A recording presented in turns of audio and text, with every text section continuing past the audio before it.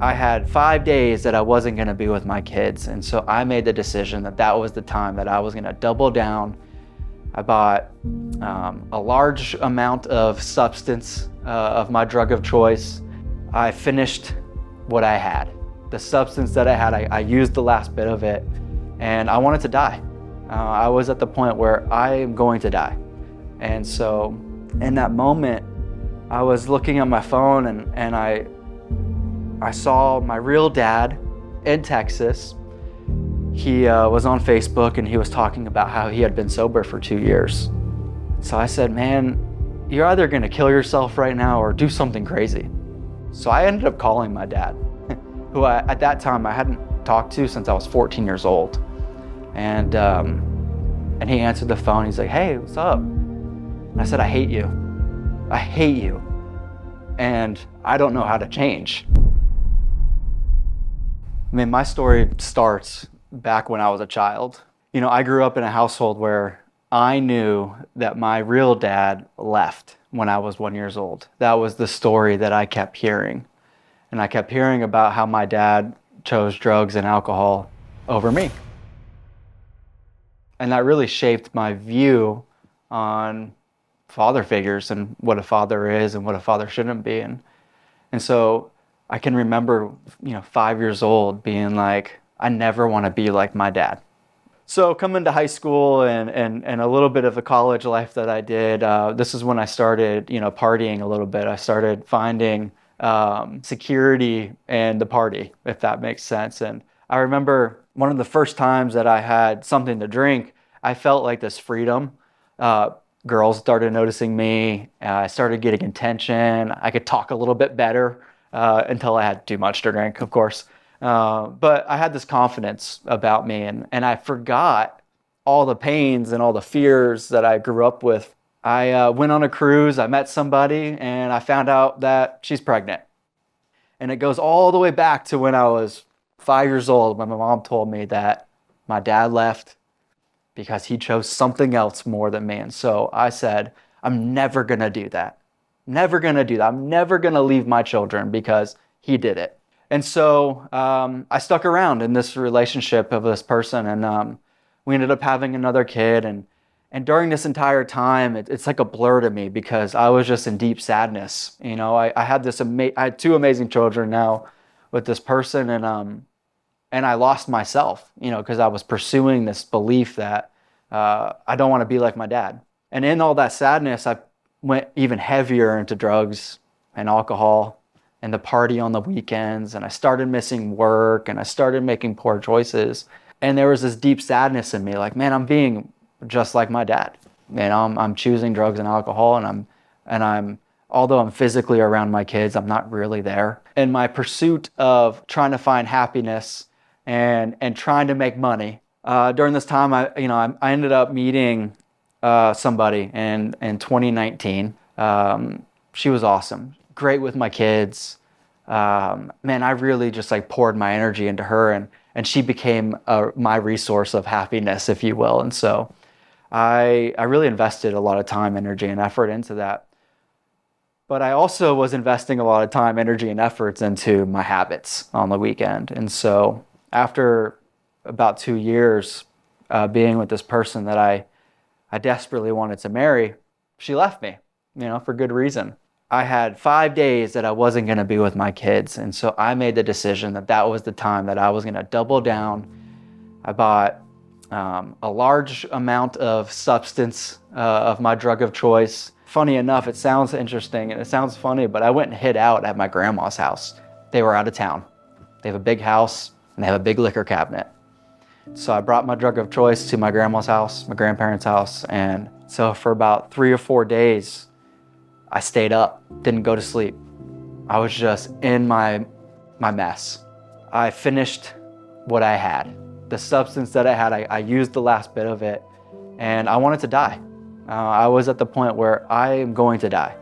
And so I was replaying all the stuff in my life and choices that I made, and I didn't want to be here anymore. And so After all these years of trying things, therapists, I hired my own therapist, I went to detox programs, I was doing all the things I thought I was supposed to do. I bought a house at 21, I bought a truck, I'm doing all these things that I thought I was supposed to do in life. No one held my finances, I owned my finances, and none of that mattered. At the end of the day, I got to this point where I wanted to die. And so I remember in that moment, I was looking at my phone and I saw my real dad in Texas. He was on Facebook and he was talking about how he had been sober for 2 years. I'm like, what does that even mean? How does that work? And so I said, man, you're either going to kill yourself right now or do something crazy. So I ended up calling my dad, who at that time I hadn't talked to since I was 14 years old. And he answered the phone. He's like, hey, what's up? And I said, I hate you. I hate you. And I don't know how to change. And he said, you know what? I'll fly to Florida. And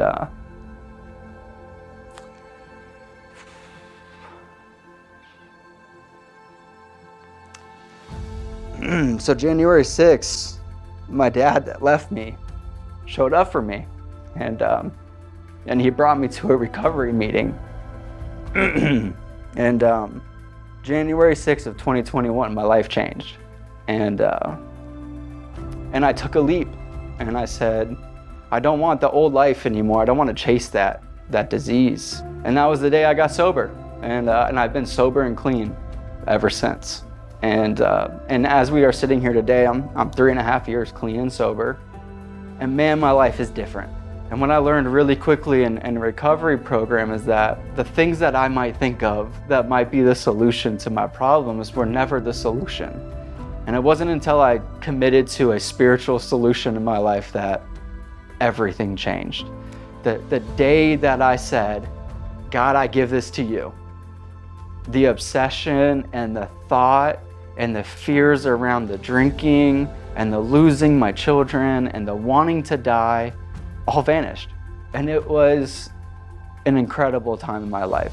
And it's interesting how God works. He let me make a lot of money, meet the woman of my dreams, have 2 beautiful children, to get to a point where I lost it all, almost lost my kids too. Because I didn't have those things, I was able to focus on a spiritual solution in my life. And I was recognizing that through all the pains and my dad leaving and the money going and the heartbreak and the drugs and the alcohol and the chasing that I was doing, that he was always there. And so that started a different view of my life. I started reading the Bible. I gained this new confidence in life. I knew that I didn't want to be the dad that I thought I was supposed to be. I wanted to be the dad that I needed to be for my kids. And I realized that I was looking at life all wrong. I was looking at my business all wrong, that I was looking at my purpose all wrong. And I realized in that moment that I'm not destined to go do something else that's greater, that I'm destined to be greater in what I'm doing. So back in 2017, I decided to start a little side business. And at that time, I had my daughter, and my daughter's name is McKinley. And so I thought it was fitting that I named this little side company after my daughter. In 2021 of August, when everything changed, my purpose and my vision and my calling in life had changed. The name meant something different for me in that moment. And that was hope. And that was some restoration in life. And the company that I have happens to be a company that makes restoration in homes. We change people's homes. And as we have grown as a business over the last few years, we've really honed in on servicing windows and doors for replacements in people's homes, replacing the old and putting in the new, the story of my life, for people's roofs. Damaged roofs, leaking roofs, Those roofs that were put there for protection are now failing. And we get to come in and serve these people and replace roofs. Always thinking about what is the best solution for the homeowner. That when we go into people's homes, I want to impact their lives in such a way that they're just calling us to see how we're doing, and we're calling them to see how they're doing in their personal lives, and not because of the product that we stuck in or the roofs that we changed. Our number one priority is serving our clients, serving the people we come in contact with. That is our mission. And I want that service to speak so loud that they can see who we're working for. And we're not working for me. I could promise you that. And so now today, when people see our name, McKinley, I want them to see the name of hope and the name of high quality professionalism and the people that provide solutions that are long lasting. And so that's what I get to do today. I get to be a part of this movement through the name McKinley because of God in my life, changing the mission of my life.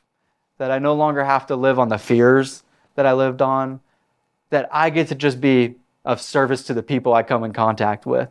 And the rest will fall into place. Even more amazing than that, the amazing power that God has had on my life is that woman that I wanted to marry so bad back in 2019 and 2020. In 2022, we reconnected and we got married. That the woman that I thought I wanted to marry ended up being the person that God wanted me to marry. We have a beautiful son, and that is the greatest victory. That I get to be a father to all three of my children, and I have the most amazing wife supporting me, supporting the family. And I get to share those things with my kids. And I get to talk about where I came from and what's actually important in life, because it's not the money, and it's not the fancy cars, and it's not the things that you can go acquire. It's about what's in their hearts. What is their heart telling them, and are they focused on God? I'm just super grateful that I have this second chance at life, because if I can change one person's life as a result of just meeting them, that's enough for me. And that's what I do. That's my story.